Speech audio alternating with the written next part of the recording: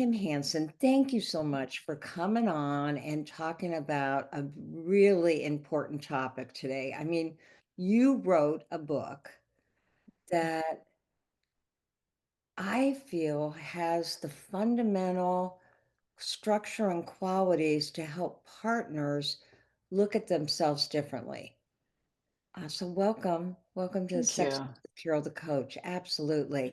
Now, what is not a casserole widow? Not a Casserole Widow is a concept that was introduced to me through an organization called A Doorway of Hope, led by Donna Dixon. It was a training that I did through her. Mhm. And one of the first training sessions talked about casserole widows and how women who have experienced intimate betrayal in their relationship, because the relationship dynamics shift with their husband, they actually feel like they are widows. But we don't get to go out and say, we're widows. Where are my casseroles? We don't get casseroles for our freezers, even though emotionally we're completely drained. And this was brought to my attention very clearly during that same time. It was about 2017, 2018. A pastor in our church died suddenly, young guy, about the same age as me. His wife, homeschooling mom, just like myself, she had 4 or 5 kids that she was homeschooling. I was homeschooling 4 children, and the church recognized her, loved on her. Just the amount of support that she filled with people showing up in her house to clean, do yard work, bring her food, take care of her 4 kids, help her with homeschooling was a very stark contrast to the support that I did not receive. And so I started feeling I'm just not a casserole widow. And I internally took that in as maybe I can help women receive casseroles from me in whatever way, shape that I can create for them. Well, and so you wrote this book, and tell everybody the title of your book. It's called Not a Casserole Widow.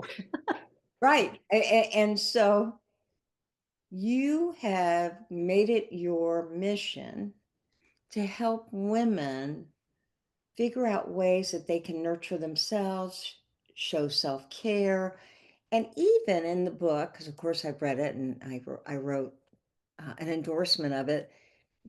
It also talks about creating that new identity separate from the partner betrayal that is crucial to becoming the person you deserve to be. So tell us who you feel like this book would be most valuable for. Thank you. The book is it's targeted for women who are divorcing and have been in intimate and betrayed relationships where they've been betrayed and they're trying to recover from the betrayal trauma.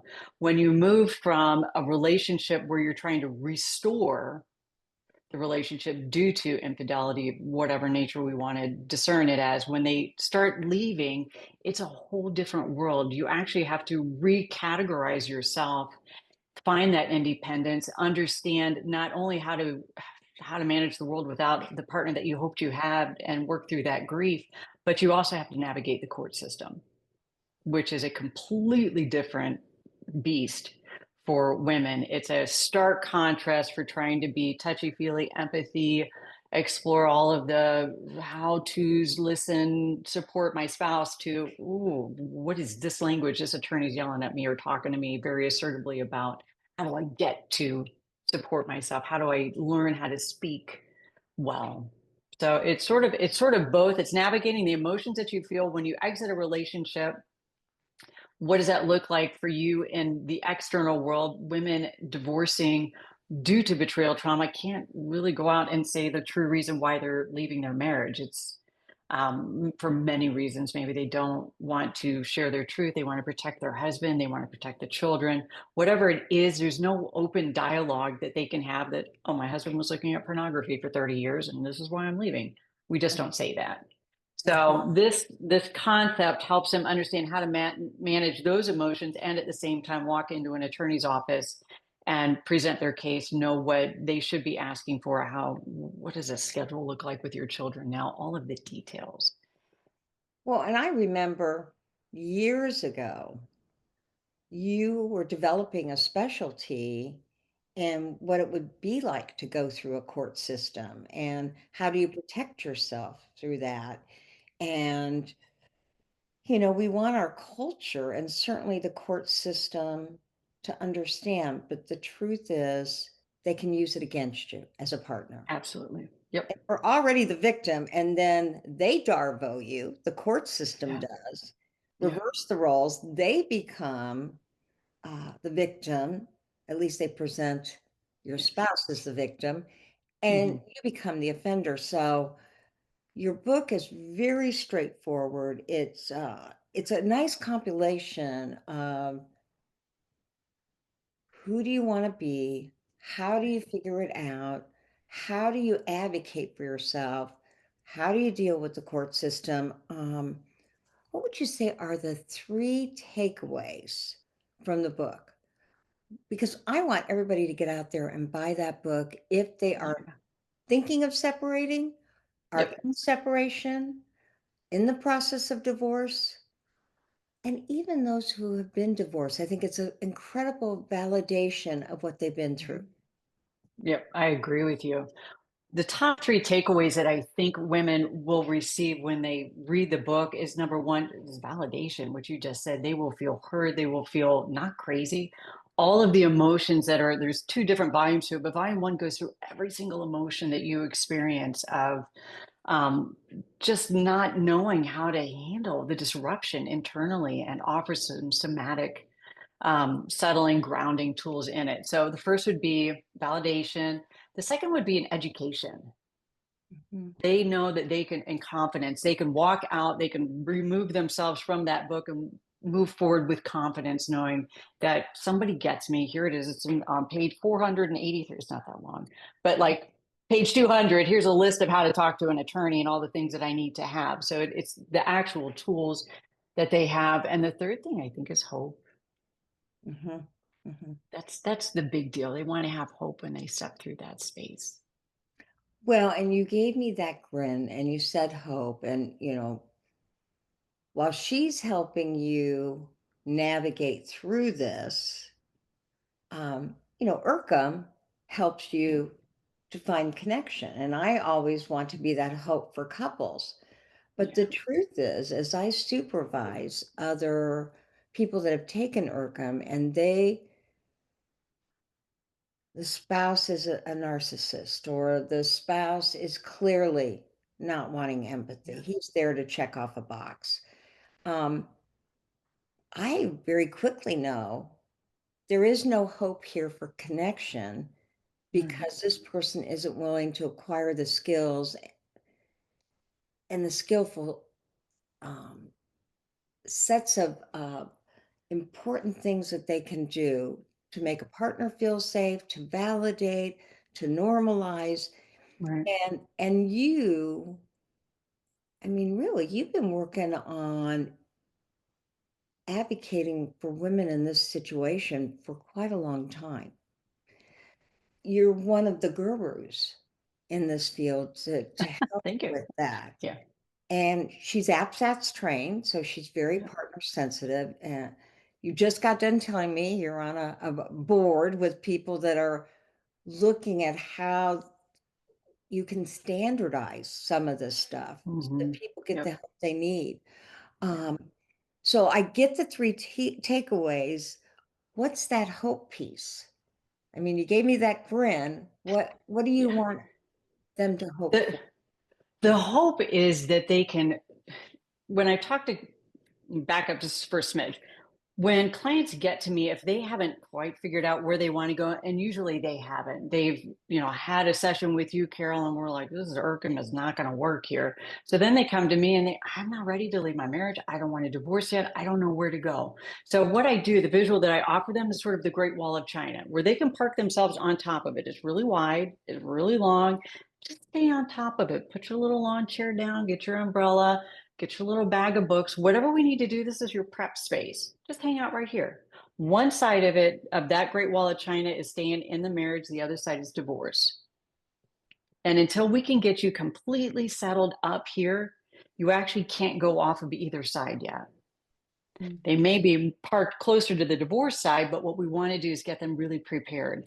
So the hope is building confidence, building education, building empowerment, letting them know that they actually can walk into trial. Mediation is a big deal right now. Walk into mediation and assert themselves and be confident asking for what they need. Knowing that if they scream and yell at their kids or they weep in front of their kids, it's okay. That's part of the healing process. They're not Mhm. going to be ruined for life. Mhm. So the hope is just giving them tools so that they can see beyond. Okay. And that is so important to feel that confidence and to also not beat yourself up. I mean, Yeah, when you're going through this kind of a process, there's so much self-doubt and second doubt. absolutely. So I'm going to ask you, what would you tell women who obviously many of them have never been through this experience? If they have before, it's even scarier because they have an idea of what Yeah, it may be. What, exactly. what would you tell women about that confidence? It's learned. It doesn't just show up. Many women give their confidence away to attorneys or to mediators or to, well-meaning family members, but that confidence actually has to start within you, Hmm. and it's there because you have survived whatever relationship you've been in. You have survived. You had the confidence to make a choice to either get help, not stay in the relationship, or be curious.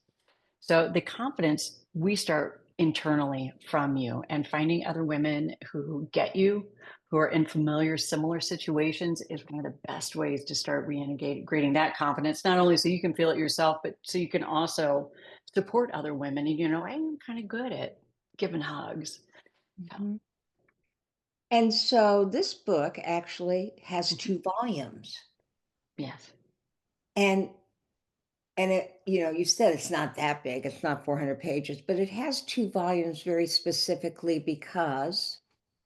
Because there are two different levels of healing from this. And the first space is the emotional capacity that you need to understand what's going on within you. The second piece of it is the court and the legal system. And it's a totally different beast for women to learn how to work through it. For the emotional space, I relate it to the casserole. Like when we get a casserole, there's all kinds of things in it. We might like some casseroles, we don't like some casseroles. We pick out vegetables that we don't like, and that piece is related to the casserole. Volume two is kind of like going to an amusement park. There are all kinds of rides on it. Some of them are really scary. Some of them you can't get off of once you've gotten on them. But we need to have a plan for the park so we know which rides we're going to ride on, who's our support person, what kind of friends are we going to go to the park with. And so we kind of navigated that in those two different genres. Mhm. Well, and one of the things that you made me very aware of is that this may be the first time that you tell your truth to to a group of people because you have been keeping it um, quiet for the sake of the kids, for the sake of the family, and truth comes out oftentimes in courts and or misrepresentation of truth, right? Exactly. Yep. So that in itself is very, very scary. Yeah. Now, I'm glad you got both volumes.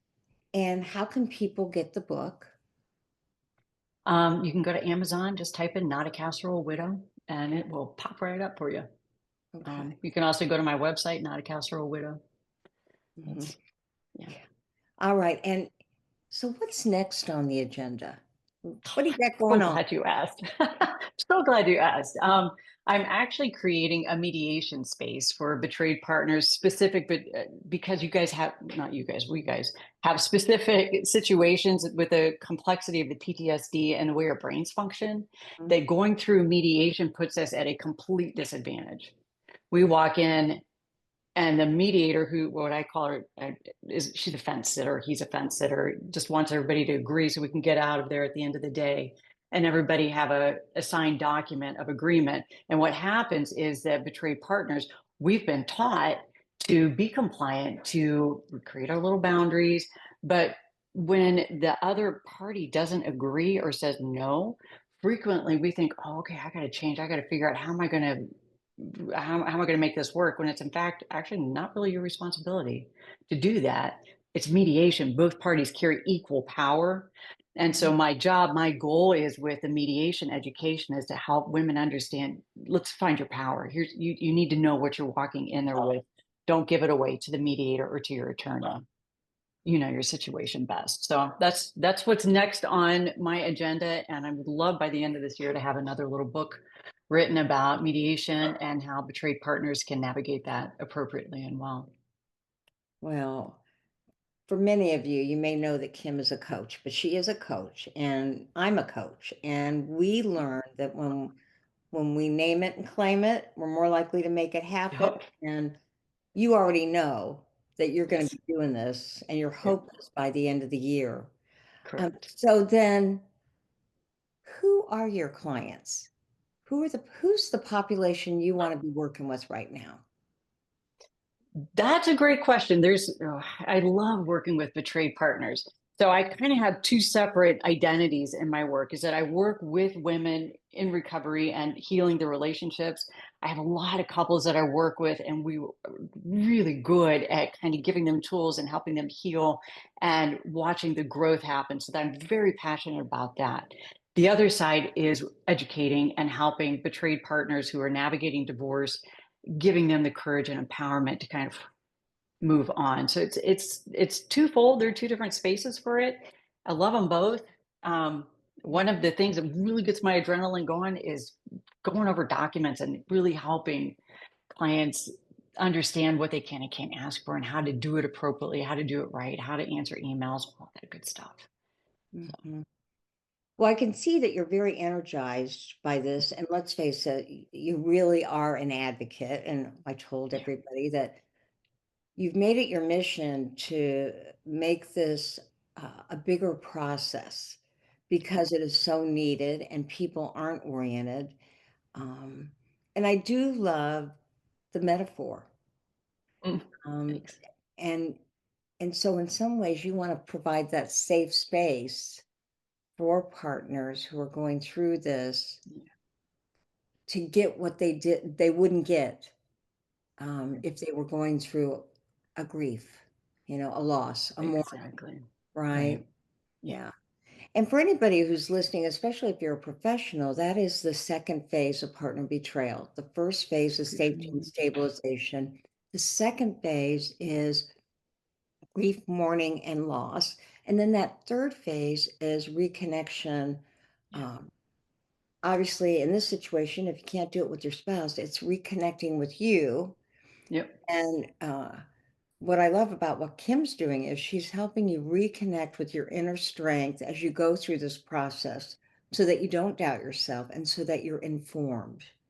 And Kim's Exactly. an advocate for you. So we're so glad that you're part of this team and you just keep taking it further. Yep. Um, is there anything else that you'd like our listening audience to know? Mm.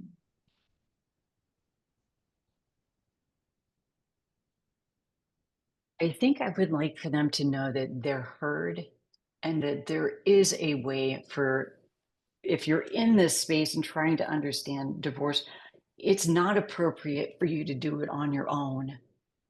I find so many women, they just, I'm going to do this. I'm powerful. If I messed up my marriage, I've got to be able to do this on my own. And then they navigate, they try to go through it without any support or help for people who actually understand, especially with betrayal trauma, the combination of the emotional dysregulation and the need for specific knowledge about your state and what you need to do to navigate mediation or divorce. So you don't have to do it by yourself. It doesn't make you independent if you do it by yourself. Ask for help. We're here. You can reach out to me, email me. I'm really responsive to emails and can kind of get you in the right space. But I think And what is your email? it's Kim. Oh, this is going to be confusing. It's Kim at Coaching Hope for You. So Oh, .com at okay. And so that gmail.com. coaching hope for you is a 4, right? Yes, ma'am. It's a 4 and a U. And a U. Yeah. Yeah, Uh-huh. but they can go on to Not a Casserole Widow. You type that in, and you can email me directly through there too. Well, I can actually see you training other professionals I on can too. this situation. And when you have a guru, somebody who has made it their mission to build something that's been lacking in our community, you almost have to train other people um, with full conscience that you can't do it all. Yep. Uh-huh. Funny you should say that, Carol, because I just got an email yesterday from someone who's like, "When are you going to do this for supervision?" So Wow. Wouldn't that be all nice? over it. Yeah. Yeah. Well, I want to thank you for Oh, writing thank Not a you. Casserole Widow, navigating betrayal, trauma, and divorce with strength and strategy. Um, and that's what I clearly hear you saying. That psychoeducational piece is so important because Yeah. you should never do it on your own. You need to be educated. Um, you don't want blindness betrayal, so to speak, in terms of what you have to do to get through this Yep. process. And you've written volume one to help with the fear and the shock of what's going on. And then volume two is really it speaks more to the strategy so you can walk in with Yep. confidence. And we have a coaching principle, and I think it's really helpful. It's a lot of people don't like the name. It goes by two names. It's fake it till you make it, Yep. and it's act as if. And that Mhm. faking it till you make it would look like this. You get Kim's two books, you educate yourself, you validate what's going on with you personally, and then you pull your shoulders back, take deep breaths, and move through this process as if you know what you want out of it. And we all know that we don't necessarily get what we want, but we grow stronger when we're educated, when we have information, because that's power. And when you act as if you can do this, you can do this. Now, you might want to consult with Kim. Um, you might want to join a group Mhm. for women that are in the process of getting a divorce, but you are Yep. not alone. And Kim, thank you so much for making this more formalized, more Thank you. educational, and speaking to such a tragic situation. Partners always have said, I would never have wanted this for me to Right. be in betrayal. But when it results in separation and divorce, it's an extra trauma to have to navigate. Absolutely. Yep. And you're Yeah. helping women all over the world to navigate that with more grace, with more integrity, and with more strategy. Thank you Yes, so indeed. much. Thank you for having me, Carol. Love every minute of it. Mhm. Well, we're really good friends and we've supported each other Yeah. forever. So Yeah. I can't say enough. I can't speak highly enough about Kim and her work. Thank you. Get that book. And again, that book is Not a Casserole Widow. And then Navigating Betrayal, Trauma, and Divorce and Strength Yeah. and Strategy. And strategy. Yep. All Thank you right. so much.